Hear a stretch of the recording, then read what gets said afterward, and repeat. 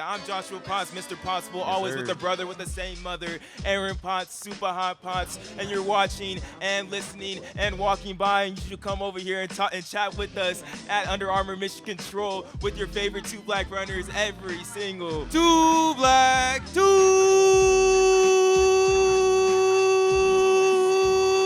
Go, go, go, go, go, go, go, go. Who's day?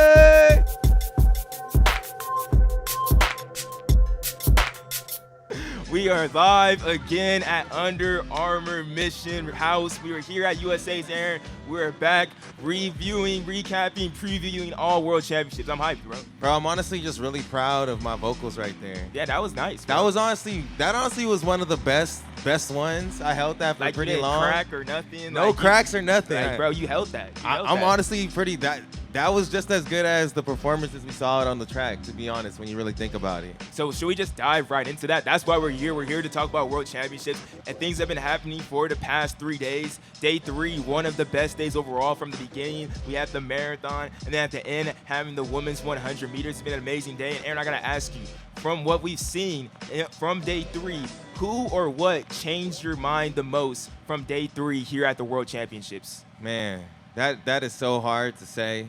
There's been so many great performances, to be honest. But I would say today, the biggest thing that stood out to me is the love for Ryan Crouser. That was big. That was big. The whole stadium, there's races going on, there's discus going on, there's povo going on. But when that guy steps into the rink, everything pauses. He don't even ask for a clap. He don't even ask for a clap. They just know to start clapping. And what's so impressive to me about Ryan Crouser is, like, he is really like, you throw a little bit further, the next throw, he's going to pass you. Yeah. And it's like, I feel bad for my boy Joe.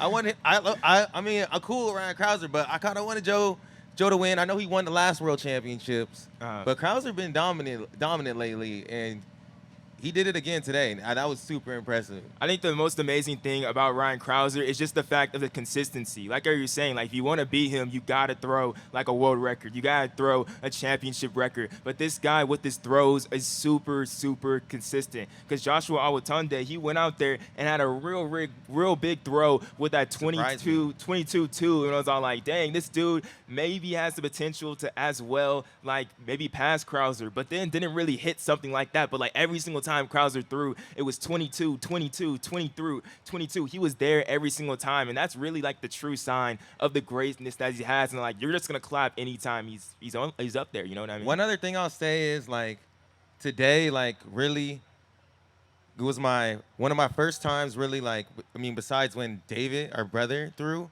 like, sitting down. There's very few times I've really sat down and watched the entire shot put final. And to be able to do that at the World Championships, it was so amazing. Like, TV just doesn't do it justice. Like, if you love track and field, like, you really need to come to a track meet live and see the field events because it's so impressive. But another event that I really loved today, and I watched the entire thing, was the marathon. Yeah, the marathon was crazy. The men's marathon was lit. I was really tuned in for 2 hours. I got up at 5 o'clock and made my way over to Austin Stadium because I needed to experience this, and seeing all of the countries out there, like the African nations like Eritrea and Ethiopia, all with their flags, and just all the emotion from all the different teams for over 2 hours. Yeah. That was really impressive, bro. That's another thing. If you never really the marathon on TV, it just doesn't do it justice, to be honest. You gotta come here and you gotta see it in person. Yeah, it was definitely amazing an experience with Two Black Runners podcast. We are live here at Under Armour Mission Run House. If you want to chill and chat with us, you can do that as well. You can jump on the podcast, give your hottest takes, but we're kind of just talking about everything that happened at the World Championships. And speaking of that marathon, Tamarit Tola of Ethiopia winning that in a 2:05:36, a championship record. Crazy. Really broke away like last 2 miles and set the tone for the rest of the way. I was really rooting for Cam Levins in that 4th place position to get that top 3. He wasn't able to get there, but like, dude, like that man, Cam Levins, has really been on the mission. For him to get fourth place was something really special. But then Ethiopia finishing that 1-2, and then Bashir Abdi getting third place from Belgium. He also got third in the Olympics as well. But the marathon was definitely one of the best things we've seen this weekend.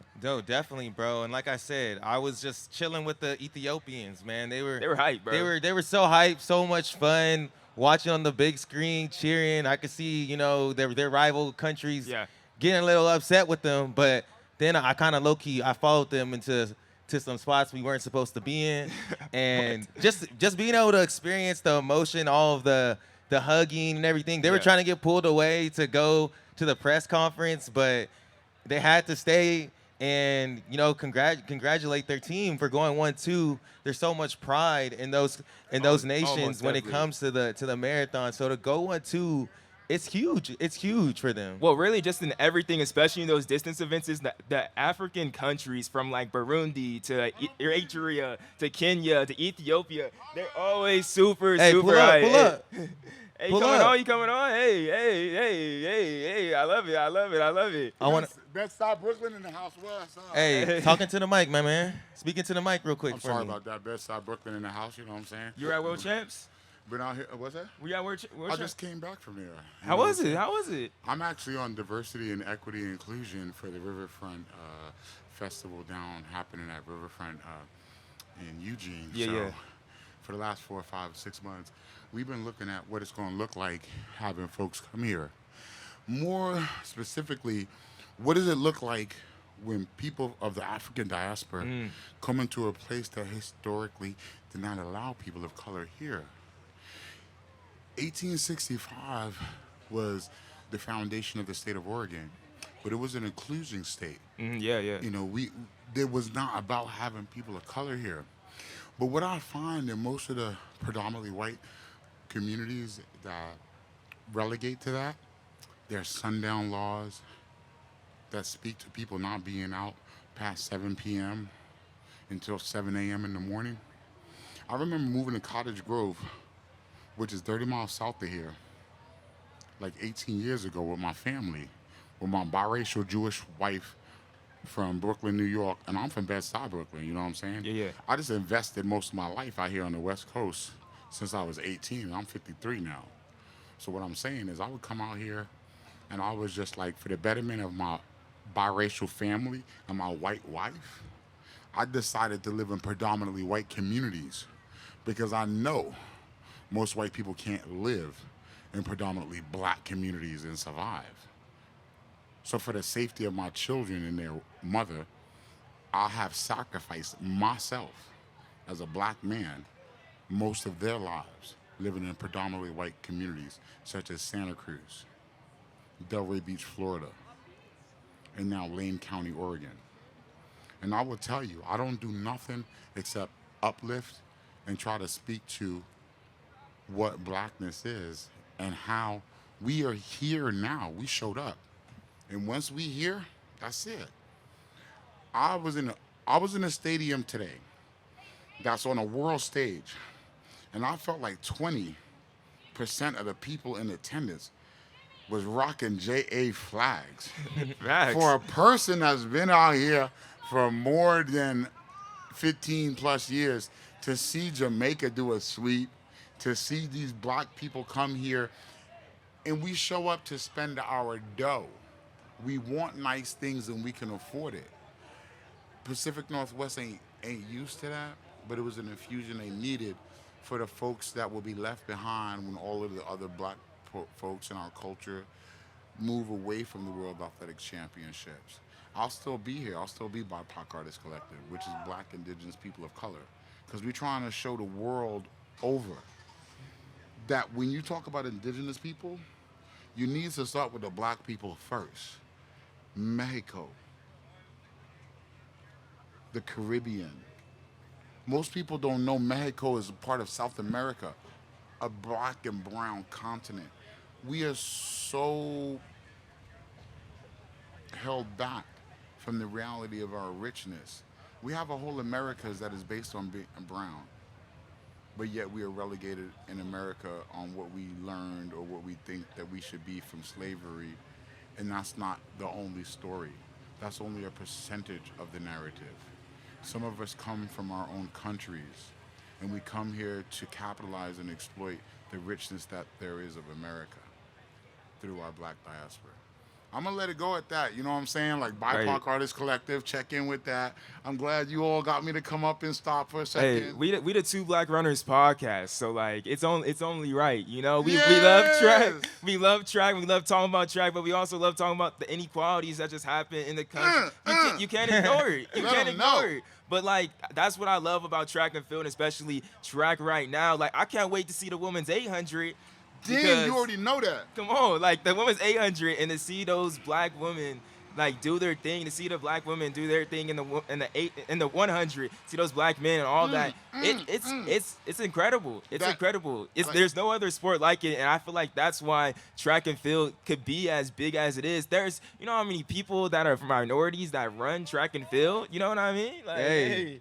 Hey, you know what I'm No, saying? I like what you said though too, because I feel that when I was at the marathon this morning, and I was just seeing all the Right. different African nations and just how much pride that they had Right, in their right. country and all of in their flags and stuff like that. You know And what I that's mean? an infusion for the black people here that's already in Yes. Oregon, living here all the time. Like we persevere through these things. We might have these like, we are overcoming hurdles and barriers every day. It's like I really didn't believe Toni Morrison could understand what that cage bird was singing. But then my ancestors came to me and they said, "We are them. All of us are ancestors." And I'm like, "Even me?" And they were like, "If you believe." And it was kind of wild that being in like Kalapuya land, native land, and being like I got Arawak and Cherokee. So it was like those spirits came to me first. I had to humble myself.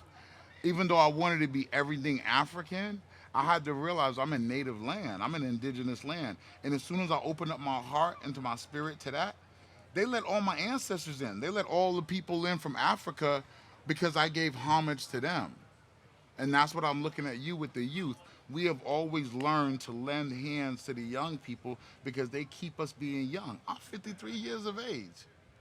You I'm got like, energy you, though. You 53. I didn't think You you got were 53. energy though. Yeah, like that's what I'm saying. You got Look energy, at though. it. Black no Yeah. crack. You know what they say? Black no crack. But that's what I'm saying. Like, but that's the thing. I'm not giving this advantage for me to live larger. I'm giving this advantage so that we Yeah. can connect. We giving this advantage that black don't crack. So you're supposed to be embedded in the youth.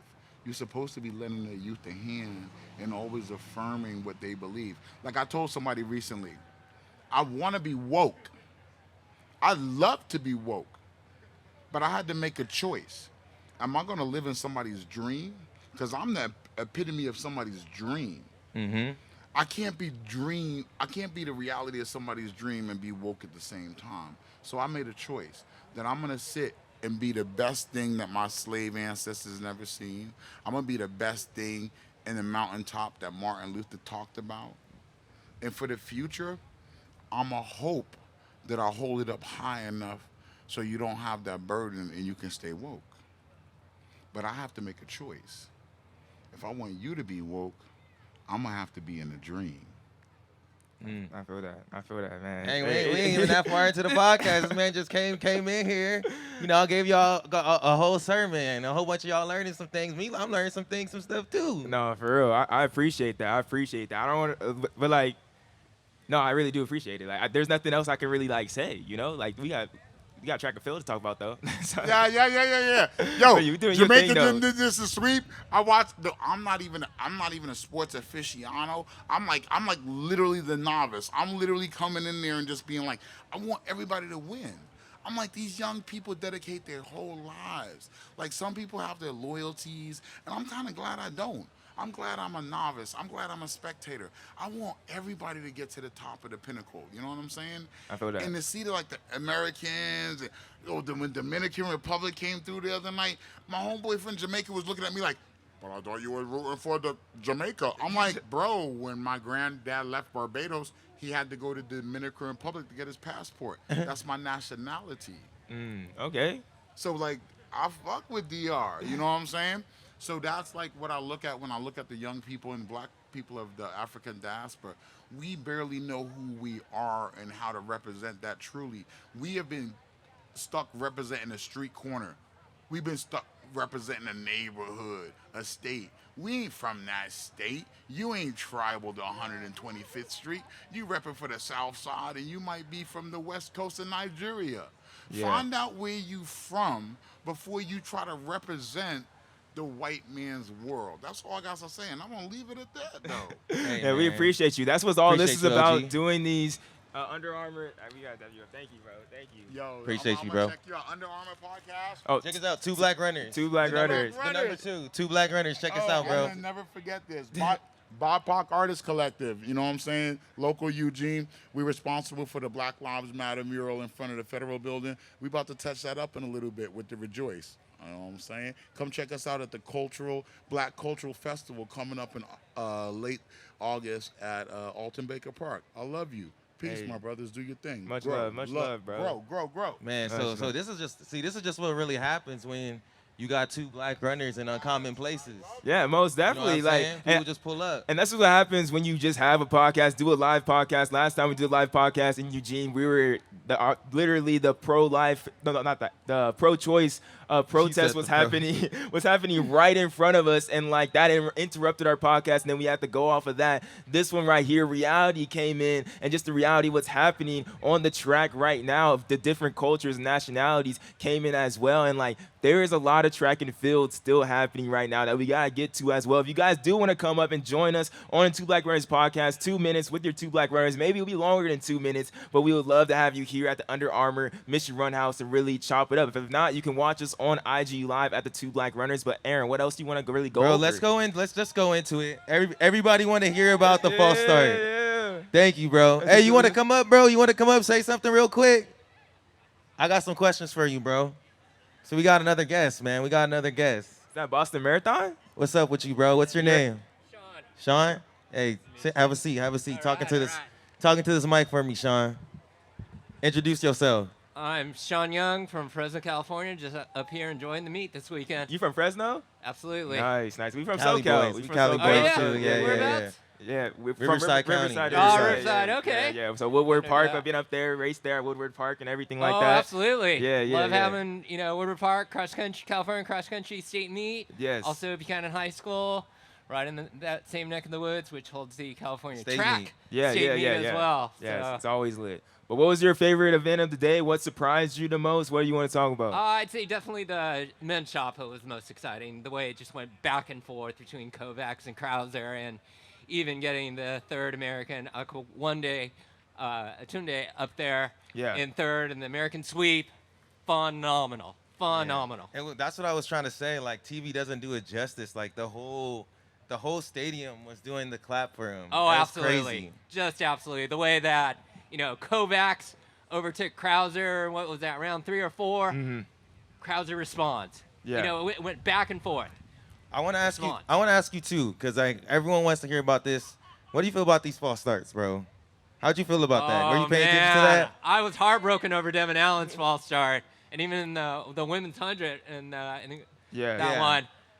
We had Tania- two I in the, didn't we had see two it. in the I didn't women's see 100. it. I mean, I saw the replay. I don't know. Yeah. What's confusing about it is just like the process. It was like, okay, he comes back, he reviews it with them, and then they made it seem like he was gonna run Right. under protest, and then he goes back and they look at it again, and then I actually got you. I got you, bro. I looked up the World Championships manual. This is like the first thing that comes up. So if you do have a right here, I'll read off here. If an athlete makes an immediate or oral protest, which it looks like Devon Allen made a protest Exactly. against having been charged with the false start, the start referee, the person I'm guessing he was talking to, may, if they have in any doubt, allow the athlete to compete under protest in order to preserve the rights of all concerned. So he can compete if that is. Competing under protest shall not be allowed. This is where the kicker is. If the false start was indicated by a World Athletics certified start information system, unless for any reason the referee determines that information provided by the system is obviously inaccurate. So I'm it's guessing all on the ref. yeah, it's on the ref in a way, but because he was, what's it, 1,000th of a second off of Yeah, that, 1,000. too early, and then it's on the ref. But I just don't understand. Why are you making like him look at it? Like, I don't get that. I don't understand. What's the point in looking at it if it's based off of the machine? Yeah, like no matter what, I'm gonna do the protest. Like, I want to still run. I would protest definitely. Yeah, like Try to run. See if work something out later. Bro, go get security. I ain't trying to leave, bro. Like, I'm about to race. Go get security. Absolutely. Like, because I'm about to race, bro. I'm going to cause, this is the world You about to championship cause a final. scene, bro? Low key, bro. Like, you about know to what I'm act up. saying? Like, the other homegirl was upset, was No, mad. she's Tania. That's- Oh, Tania. yeah. That's tough, bro. Oh, That's man. tough for sure. I mean, you come all this way, worked really hard to make it to the championship, and false start, man. Just makes me think back to when Usain Bolt false started back at Yeah. the World Championships Oh, man. back in the day, man. I mean, he did, but, Yeah, you yeah. know, but still, you know. Everyone just loves him so much. We always want to see him Yeah, break a record right, or right. something. You know Most what I definitely, mean? most definitely. But we appreciate you, Sean, joining us on Two Black Absolutely. Runners I do, podcast, man. man. Hey, representing Cali. Like, we No love doubt, Cali. man. We love Cali. Look forward to your podcast drops every Tuesday. Hey, I thank love you, it. I man. love it. Hey, we'll be back here on, we'll be next week, Saturday and Sunday? Or Friday and Saturday. Friday and Saturday Okay, next week, okay. too. So, yeah, thank you, bro. Okay. Appreciate you. Appreciate it, man. Appreciate you, Sean. Appreciate you. Shout out to the fam, too. Shout out to the fam. Hey, let's go. Thank you. I mean, since we just talked about Usain Bolt a little bit, we haven't really went into this women's sweep right now that we just saw Yeah. Jamaica do, bro. You want to talk about it? Let's talk about it a little bit, man. I mean, Bro, at the end of the day, kind of like, what we expected the whole time. that's what I was low-key. saying. Like, that's honestly what I was expecting the entire time. Like, that's what happened. Like, it's just hard, bro. Like, looking at the U.S. team that we definitely brought to, like, they were young. They're like, for real. Melissa Jefferson, I'm a Melissa Jefferson stan at the moment. Leah Hobbs, I love Leah Hobbs as well. But, like, they're just a young team, haven't really been on that world stage as much. But I think what Melissa has done through these rounds and how she's consistently gone, like, she has shown that she has, like, veteran prowess. Like, I feel like Melissa Jefferson is going to be here for a long time. But what the really only person that really surprised me was Dina Asher-Smith. Like, I think Dina Asher-Smith is about to run really fast in this 200 because she's not even really a 100 runner, but she was able, like, to get up, have a really good start, and then finish even faster and extend how she was running as well. So I think she's going to run a really good 200. But, like, we knew it was going to happen. Jamaica with the sweep. Just how we knew the men's 100, the USA was going to get the sweep. You know what I mean? What do you feel about, Elaine Thompson losing to Sharika Jackson? Is that indications for the 200, you think? I think most definitely, bro. Like, Sharika Jackson, about 3 weeks ago, and the same weekend as USA's, when she ran that crazy, like, 21, was it like 21, like, 6 or 55. to 21:55. Like, and then when she was running in the 100-meter rounds as well, especially the semifinal round, she looked like in control. She looked super duper in control and was like ready to go for it. I think Sharika Jackson, I was saying to you, I was like, Sharika Jackson may win in this She 100. looks really good in the Like, semi. she may win this 100. And, like, she was a woman running the 400 at one point, and now she's moved down. She has definitely come to her own to where, like, yeah, she's looking like an unstoppable force right now. But Shelly Ann, bro, like, really, like, GOAT things from her. You know what I mean? Like, she has, we got to look, how many medals does she got, bro? Like, it's insane. And she's what, 30, 34? 35 years old, had a baby, 3-time Olympic champion, 9-time world champion, make that 10 now. 4-time Olympic Games silver medalist. Like, she's unstoppable. And we'll see what she does in the 200 as well. 200 is not particularly, like, her event, but she can definitely always run something special right in there as well. But we are the Two Black Runners podcast here at Under Armour Mission Run House. If anyone wants to come up and chat with the Two Black Runners, 2 minutes with the Two Black Runners, you can do that. Share your most shocking events. Share maybe a big take that you have, a hottest take that you have, a prediction coming up as well. If you want to join us on the Two Black Runners podcast, you definitely can do that. Aaron, what else we got to go through though? We got to go through the other final that happened today. I mean, we have a lot of finals that happened today. What am I saying? But that men's 10K. The men's 10K. That men's 10K, Joshua Cheptegei getting another world championships, defending his title in the 10K. So now, Joshua Cheptegei, he's the 5K and 10K world record, 2021 5K Olympic champion, 10K silver medalist at the Olympics, 2019 10K world champion, and the 2022 world champion.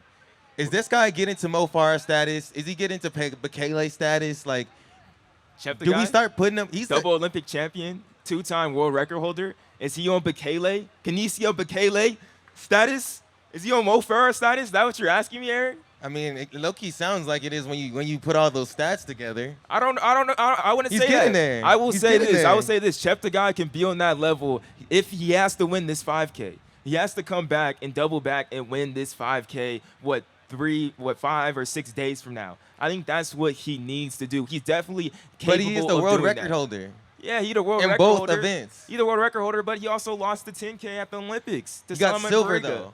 Yeah, but he's still like wins matter. Golds Wins do matter. That's what makes When Mo you're- Farah great. When you're at that level, the golds, they do matter. Like Mo Farah wasn't losing. Definitely Mo Farah was not losing. You know what I mean? He doesn't have the time. He doesn't have the times, but he was not losing. Yeah, and like Cheptegei can definitely be there. Cheptegei's not losing much either, though. Yeah, Like, let's not he's get, definitely, let's he's get definitely it not too losing much. twisted. But like even just losing like at Prefontaine as well though.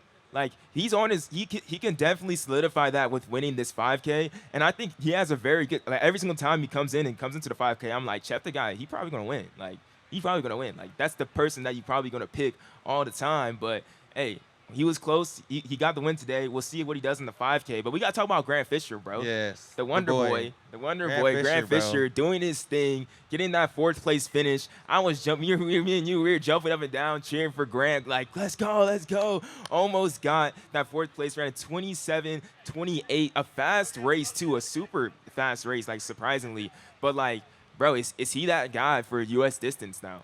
Yes, I think he's definitely that dude. I mean, he showed us earlier in the year at Sound Running when he ran like what 26:33.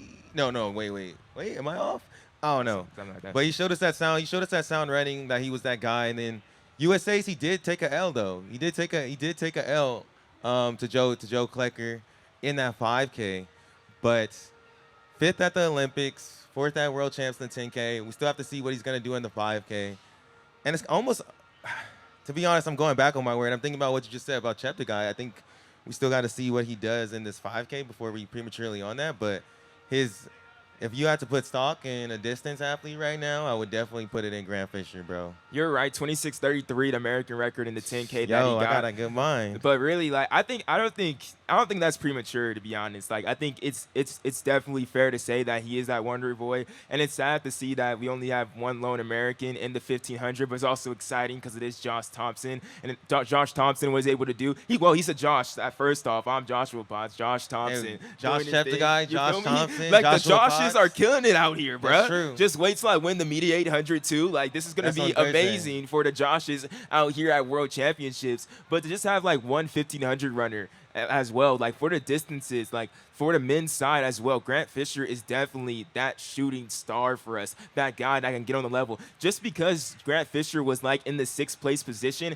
he had the entire Hayward Field chanting USA, USA. Like just because of that, he's definitely came to that level to where that people want to see him win, and they believe that he's the best at getting a medal out of all the distance events, I would say, besides the women's 800, because we got 3 beasts, but, 3-headed dragon. And honestly, bro, like Joe Klecker finished 9th, Sean McGorty 12th. Like they both did great as well. They both mixed it up there, and they were in the race. Like it's not like they were like sitting back the entire time. They were in the race, 5-6 laps to go. We all know it comes down to those last like 2 to 3 laps for sure. But I think it's just good signs because all those guys we're mentioning are pretty new to this. They're pretty young. You know, it's just Sean McGorty's first year doing that 10K. Joe Klecker's what, 2nd year being pro? Yeah. You know, so I think we're just seeing a new generation come in the distances. Like this is like a completely new 10K team. Like besides Grant Fisher, I guess Joe Klecker was on it too. But And the it seems really new. And what we were talking about earlier is just the fact that seeing this young team, it's really been the inception of NXN, like the dealing of Foot Locker over the past years, and when it was all the way back when it was like Kenny and everything, like that has really turned up U.S. distance running a notch, and we have finally gotten to that level. It has created something at that high school level that we can have these national athletes really compete to, and Grant Fisher and especially Sean McGorty as well are really the stand bearers to that, like going to NXN, going to Foot Locker, going to these U.S. juniors with like that Cooper Tier did as well. It's like proving ground that you can get onto this top level stage as American in the U.S. distances. This wasn't happening before. People are all like, U.S. distance was trash before like 2004. But no, we have definitely stepped it up a notch, and being 4th place in the 10K is like pretty much a medal at this point. You know what I mean? Yeah, I don't like saying that, but yeah, I see what you mean. It is in a way. The distance is crazy in the world, but like with Bower, there's a lot of Bowerman athletes competing. Like, who would you say? We got Grant, we got Elise, We got Josh Thompson. Who am I missing? Carissa. Like, do you think, what are our chances of getting, who most likely out of that team do you see getting a medal? Who has the best chance, you feel like? I feel like Elise has a very good chance in the 5K coming up. She's definitely, I think if she was in this 10K, she would have had a really good chance as well. Definitely seen how well Carissa did running a PR in that event and was number 3 all time for Americans as well. So I think Elise would have had a really good chance in the 10K to medal. I think she's going to have a really good chance in the 5K as well. And then on from there, Grant Fisher, he's going to have a good chance in the 5K. Like, no matter what. Woody, we didn't say Woody, bro. We'll see. Woody always scares me, to be honest. But he has the craziest kick.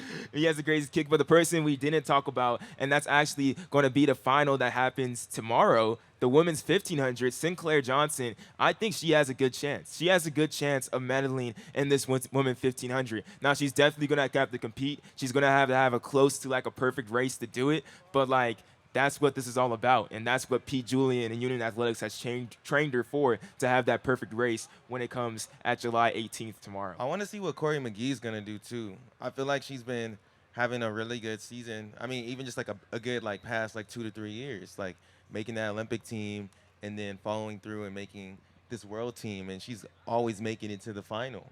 You know what I mean? And I feel like she's really, really confident in her races, really comfortable being on this stage.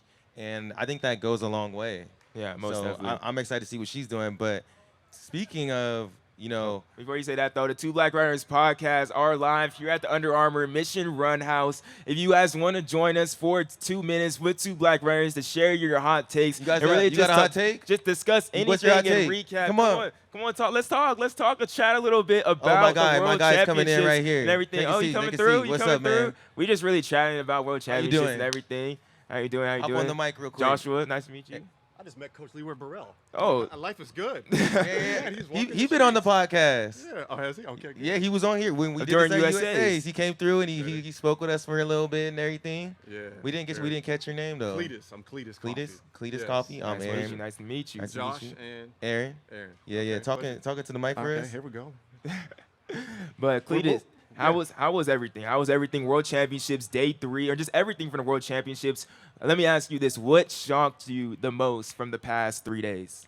I'll tell you this. I am. This was an amazing last 3 days. Yes. It's a little bittersweet today with Devon Allen going out in the Yeah. hurdles and Hansel Parchment in the hurdles. Just having those guys in there. It was a great race nonetheless, but having those two guys there, I'm a little heartbroken for them.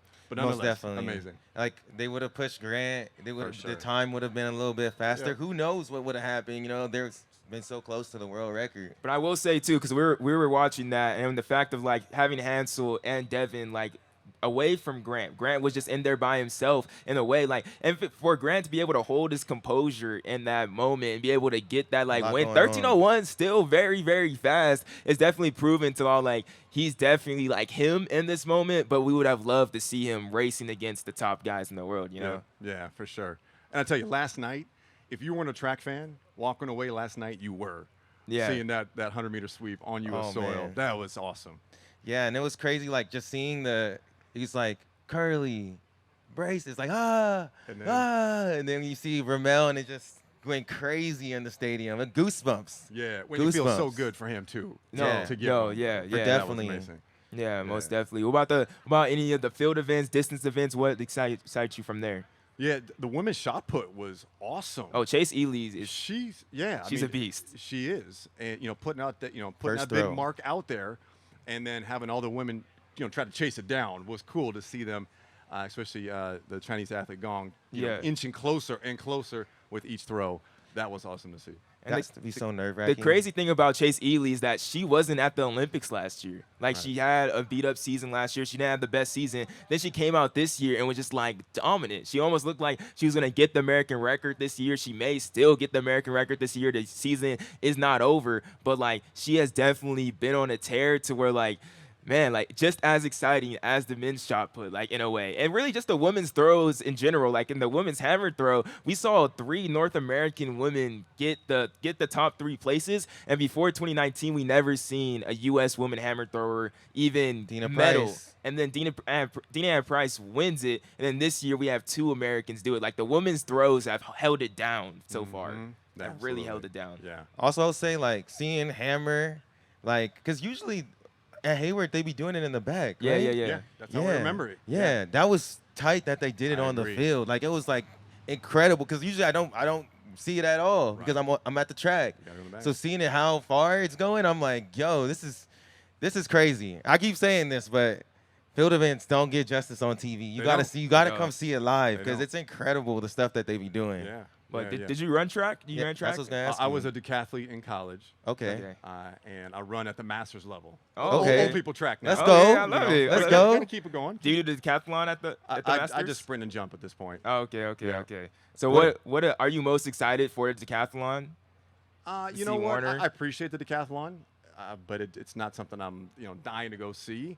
But I mean, again, I'll watch anything. So Yeah. don't get me wrong, it's amazing. But there's so much. The 400 hurdles, I can't wait. Men or women? The Both, question both. the question is men or women. It's neck Oh, and but neck, let's talk you know? about that. Let's talk about that. Today, I'm gonna just say this straight up, man. Like, Say it. I appreciate Carson Warholm, but I'm a Carson Warholm hater because I'm a big Ry Benjamin fan. Oh, okay. Like, I just was like, USA. I was mad. Like, it was incredible to see him run 45. But I was mad, and I was like, dang it. And then he rips his shirt, and I'm like, oh, come on, man. Superman. But seeing him run today, he really because I was like, because I'm a hater. So I'm like, bro, like, this guy's in ran all season, bro. Like, he ain't even going to medal. Then the way he got out today, I was like, they might run the world record again. They are. They're going to have to run. And don't sleep on DeSantos. No, No. I was RBs. thinking it was going to be like in between Dos Santos and Ry and like Warholm. I was like, But then today I was like, nah, bro, like, he's ready. Yeah. Like, if they got to go 45, 46, like, They're gonna throw down for sure. Amazing. that's when I got to make sure I'm in the stadium for it, bro. You think Ry's gonna win? Warholm, Dos Santos? Who would you think? Like, if you have to put money on it, I'm going Rye. going Ry? Yep. I love it. I'm doing it. I love it. I think he definitely has the chance. He doesn't have a chance. He has battled back so much from a lot of adversity this season, from like COVID and injuries as well, and looked really good at USA's. So And, smooth. yeah, he's super duper smooth. Carson Warholm does make me scared though. He does. He runs crazy. He runs makes me very crazy. very scared. Yeah. And Dos Santos, man, I'm telling you, it's gonna be a great race. No, yeah, that's definitely probably the most excited thing to be for. Most definitely, yeah, super super exciting as well. Also, Trevor Bassett looked great though too. Like he did, he looked good in that. He looked good in that semi He with did. Dos Santos. He did look really good. He did almost really ran good. 47. The thing about that though, it's just like someone's gonna have a really bad day. But Trevor Bassett, like I wouldn't be surprised. Like you said, world record coming soon, Yep. hopefully. Yep. Trevor Bassett, In the PR mix. coming soon. You know what I mean? Like the mix. big PRs are coming in the men's. But 400 wait, hurdles. let's say this because I got in an argument with this guy the other day on another podcast because we were comparing. I was hating on Carson Warholm. I was like, bro, this guy's ran. He's not gonna do much. And they were like, oh yeah, like Dalilah Muhammad, like she hasn't ran. Like she's probably not gonna do much. But we just saw what Carson did, right? We just saw what Carson did, right? True. So I think you about to see. I think Dalilah about to go off. I think she's gonna be ready. I'm just saying that I'm a Dalilah fan. I'm a fan at Okay. the end of the day. Okay. But what are your thoughts on that women's race? I mean, Sydney is hers. It's hers to lose. And Dalilah, I get it. She is gonna come with it. I just don't see her touching. Do you think she'll be Famik? Do you think Famik will sneak into silver though, or would it be Dalilah? Did you see her in that mixed relay? Oh Yeah. yeah, that was insane. That was insane. She's ready. She's primed. But like really, Something. when I saw Famik that was in that mixed relay and she got the baton, I was like, wait, that's basically like Sydney getting the baton. Like you know what I mean? Like their Right. flat speed is insane in the 400 meter hurdles. But yeah, you're right though. Like when Carson Warholm said before the 400 hurdles, he was all like, "Oh, the last time when I opened up last season, I broke the world record. So I'm gonna open up this season. We'll see like what happens." And so Dalilah Muhammad, if she's in shape, she's in world record shape. Exactly. You know what I mean? So we'll see how the first round goes. I'm rooting for Dalilah. Boogie Johnson, shout out. Well, guys, before I jet, I would be remiss if we did not talk relays. Okay. I want to get your take. 'Cause Okay. We got Let's a do men's this. sweep. We got a women's sweep. Let's talk men's first. Where are we at? Men's, I think we got it, bro. It's in the bag. I think we got it. We've been saying that for. I've been saying I that think for we got it. 2004, 2019. I think this team is different. Trayvon and Bracey, Homies. they train together, so Brothers. that's already like Yeah. good chemistry. And like honestly, like you see Fred, like he talks to Bracey a lot too. Like Bracey is the person that's cool with everybody. He's the glue. That's what you're saying. Low key, Okay. he low key is the glue. It could be. So he's cool with both of them. And then who are you gonna put on first? Is it gonna be? I would want Coleman on there. Start. Yeah, he could start, and he did it in the past when we got it around. Mhm. And I think he has just like experience, and I just feel like he's very calm and collected. So I like him on the first leg, but I think this team has the chemistry to get it done. And like, yeah, I think Curly gonna make sure it gets done, and especially with Coleman. Mm-hmm. I think it's insured. What we were saying on our podcast 2 weeks ago, or a week ago, I was all like, bro, the men's 4x1, they have the most pressure out of anybody at this meet.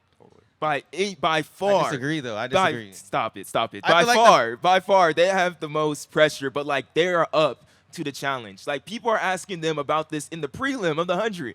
At the press conference, they're asking about the 4x1. They're being reminded for the past year about the 4x1. but like they're ready for this moment, Aaron. I disagree because I don't think I think the pressure's gone because Because the sweep? Because of the sweep, I think that relieves a ton of pressure. It's like, bro, we got gold. Like, we good. Like, last year in the Olympics, like, yes, Fred got silver or whatever.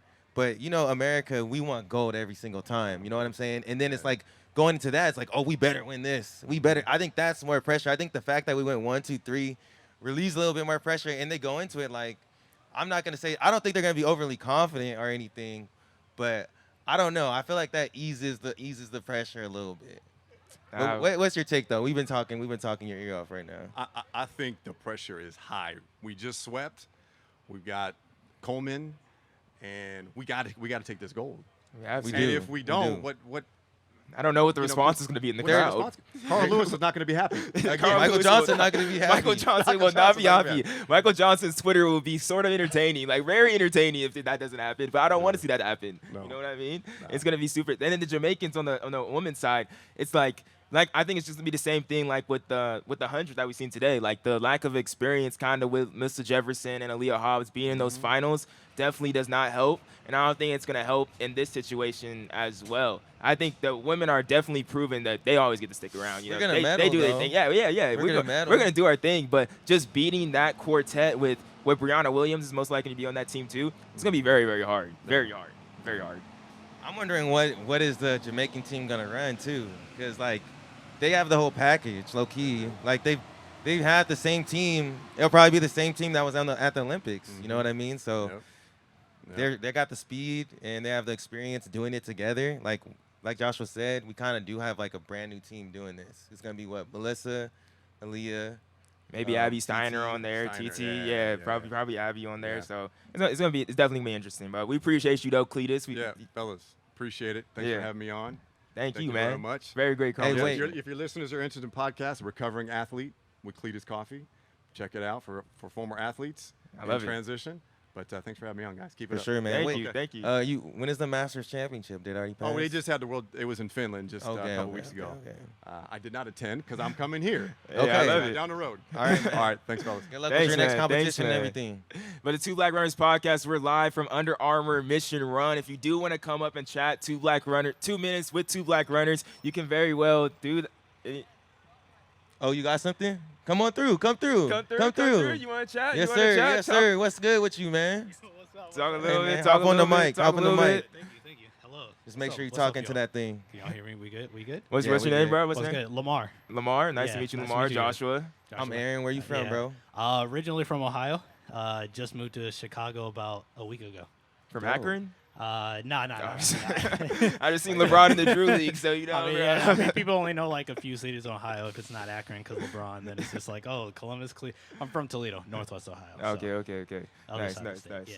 So what you enjoy from day 3 or just anything from the World Championships, my guy? I mean, just kind of being out here, former college runner myself, so this is my first like professional meet to be at. Ooh, Oh, that's it a was- good first one. Man, it's like you don't really understand how fast like these people are until you see it in person and it's real. So being able to come out here, flew all the way out from Detroit, and this was a gift from my girlfriend for my birthday. Hey, Yo, Liz, shout out to the Shout girl. Shout out to the girlfriend. You know, she's sitting right over there. Thank you so much. Shout out. Shout out. You the best.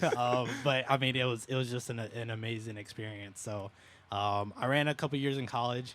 My program got cut, so it's been like the past few Damn. years, me coaching and then kind of stuff like this is like reignited the passion and the love that I have for track. So Most definitely, man. I feel that. I mean, basically with, like, for us, like, we ran in college as well. Yeah. I ran in college, and I ran, like, kind of semi-professionally afterwards. And then when I was semi-pro, I feel like I was just so in it that I wasn't really, like, I wasn't, like, a super fan like I was growing up.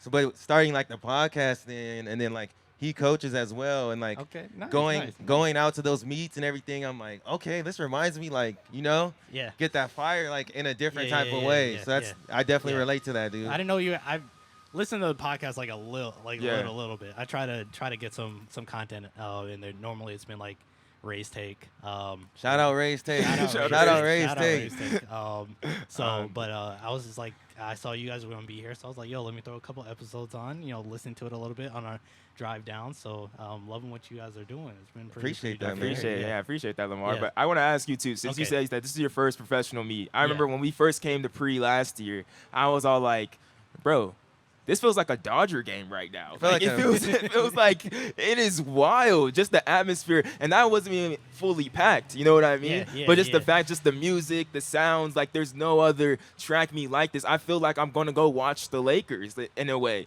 Like, how did it feel like for you, like when you first stepped in to Hayward Field and just to see the people, the sounds, the sights, everything? I mean, this place is already historic for, you know, so many years. You know, I grew up watching NCAA championships over and over and over.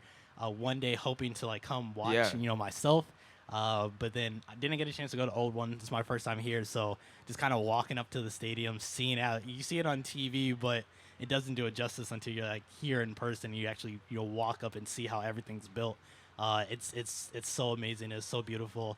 I think one of the coolest things is like, I always like to say it's one of the things I think draws people to track is like how professional, like we do amazing things, but it's still pretty casual at the same time, right? Like in between events, you're chilling around, you know, having fun with the teammates and everything.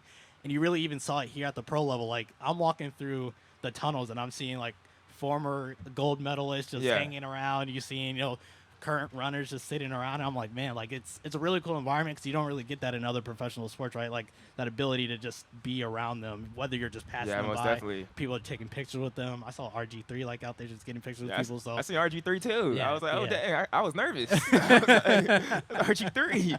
Travis Scott just walking around, you know what I'm saying? Like, wait, what's going on? Yeah. But it's crazy. I mean, I think we have a really cool community about how like, and no one's like really hassling them. Like, you know, it's just like, oh, hey, that's so-and-so. But, you know, you just keep it moving. I think it's really cool to be a part of the track community and just how we are like that. So, yeah. Most definitely, man. The first time I came to the track, I felt like an amusement park. Like, I was just like, something is happening. Like, got that excitement in my chest, like when I was a little kid. Bro, you need to get it checked out. Excitement in your chest. Bro, I had to run a lap. We got to go into the track. I had to run a lap. I was so excited. I was like, you bro. got to go on? Yeah. I'm a little jealous. I'm trying to. I know the last guy was talking about running at Masters. I've been doing it too the past couple of years. I think like in 3 years they're talking about having the Masters Nationals here at Hayward. Lit. So I'm definitely gonna be ready for it so that I'm able to be here too. So a little jealous you already got that chance, but it's awesome. But then before we get you out of here, Lamar, I want to know your hottest take on what we haven't seen so far. So event coming up, do you got any like hot take of like someone who's going to win or maybe a sweep that's going to happen or someone not going to make it or anything per se? Hot take. I'm trying to think. All right, I'm going to go a hot take. I don't think it's going to happen, but like a possibility of it happening. But I'm just going to throw a spicy hot take out there. Be spicy. My event, 400-meter hurdles. Hot take, Carson's not going to get better than third. And I like this guy. And possibility, I love Carson though, but I think he either won't do that, he'll either get third or he won't medal at all. This is my spicy hot take. That is a hot take. After today, I think he's going to medal. You look good today. You look great you today. Look good today. But at first, I was saying that. At first, I was agreeing with you. I was like, bro, I don't know. I don't think he's going to medal. But now I'm just like, he might win. Like, I'm not sure. This dude is crazy. Unless he was bluffing today, trying to scare people. Well, I mean, he went out hard the first 4 hurdles and then like Crazy just hard. chilled. So, I mean, he's been hurt a good part of the year. So, I mean, we'll see what he's able to do. So, Honestly, I feel like most definitely he's like, I think it's still the top 3: Dos Santos, Warholm, and Benjamin. But if like Warholm is able to win this, I don't know if I can ever deny this man again until he proves me wrong. Definitely not. This is the only time I'm going to sit here. Like, after last year, I was all like, I don't know if I can ever deny him. I don't know if he has to beat me in order, like, well, not beat me physically, but like the person that I'm cheering for, he has to beat them in order for me to believe, like, Benjamin has to beat him in order for me to believe that's going to happen. I feel you. But, like, if Warholm gets this, like, I can never doubt him ever again. You know what I mean? Like, he's gonna rise to that level. Especially, this is gonna be his 3rd race of the season.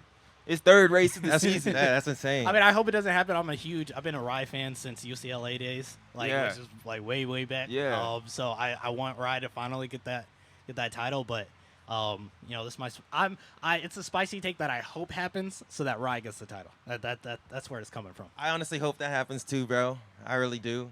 Cause I want Ryan Benjamin. I was mad. Like I literally was mad when he lost. I was like not mad at him. I was mad at Carson Warholm. I was like a little kid, like bruh, like what the heck? And he ripped his shirt and stuff. I was like, yo, you doing too much, bro. He said, chill out, bro. Chill out. Yeah, I was like, bro, chill out. I'm like, I don't know how you run 45 over hurdles. That don't sound right. Man, it's ridiculous. It is like him and Sydney. What they're able to do is out of this world. So.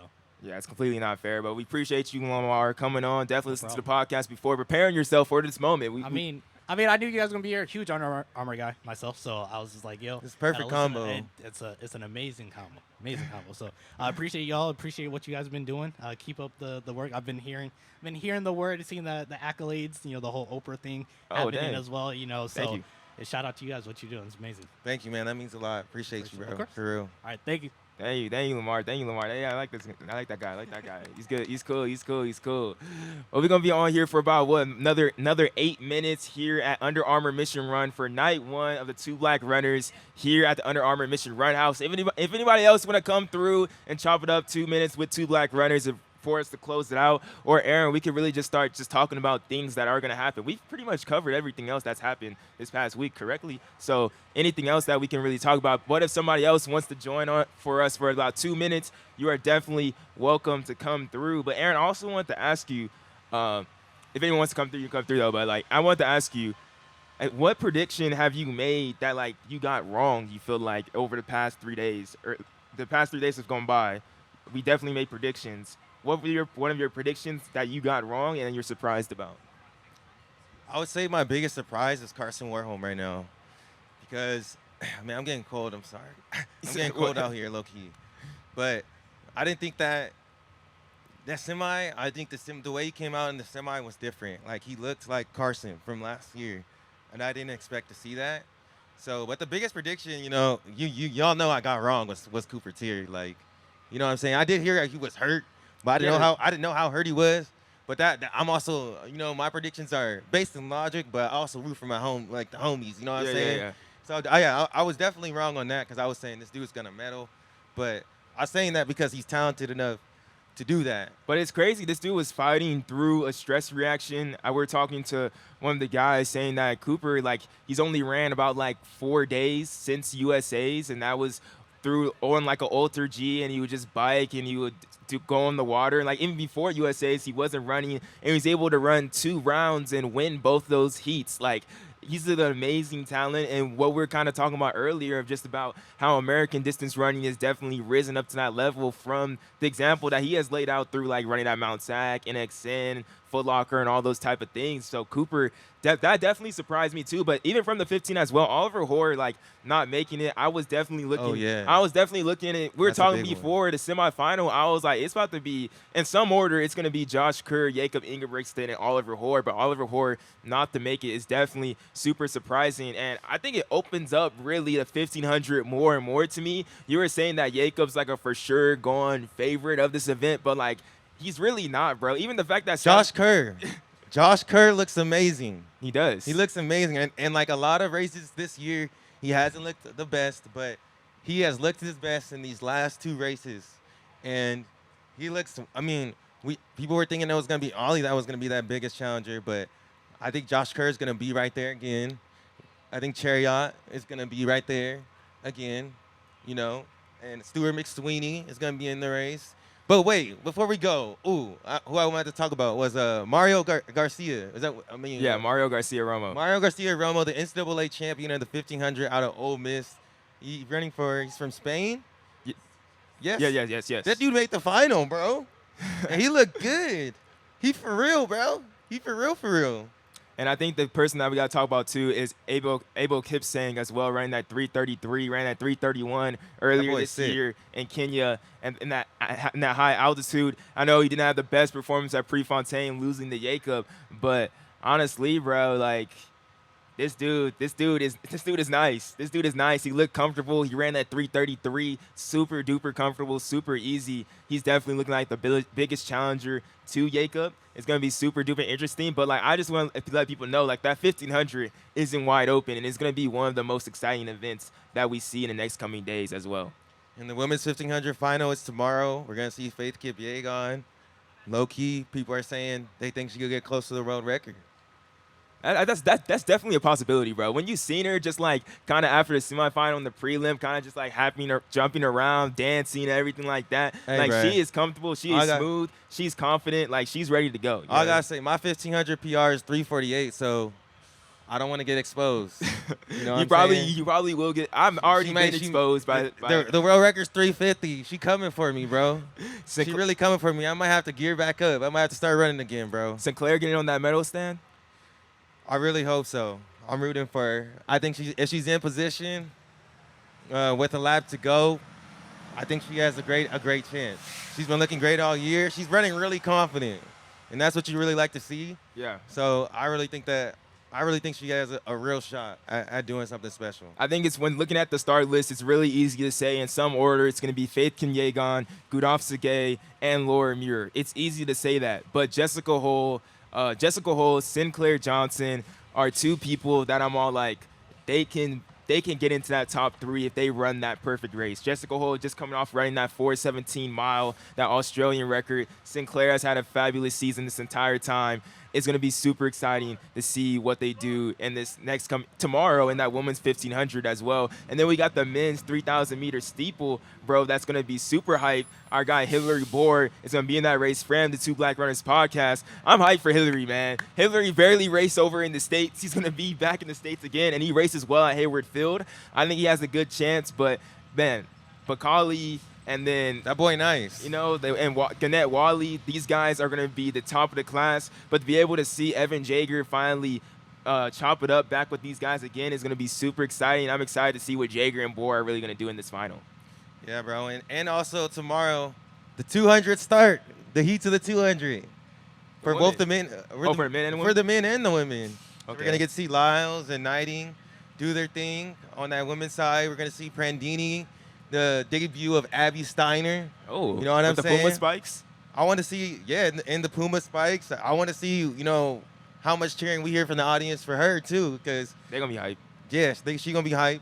But there have been a lot of people real hyped, bro. Yeah. I didn't know Ryan Crouser got love like that. I need to recognize. I didn't recognize that. I always see him with the hat on. I just think about Texas in college, but they love that boy. And then we'll leave you guys with this, and the last thing that you guys need to watch out for, especially coming tomorrow, we may see, and I think we will see, the first American woman to medal in the triple jump, Keturah Orji. She's going to be there in that conversation. She's number 2 in the world right now for the triple jump. She's had a super great year. We also got Tori Franklin in there. They have been leading the triple jump charge for the U.S. for a couple years now, but it's going to be super interesting what they do, and I'm just hyped to see what Keturah and Tori get on that podium and finally represent for the U.S. in the triple jump. KO the comp, bro. Changing the game.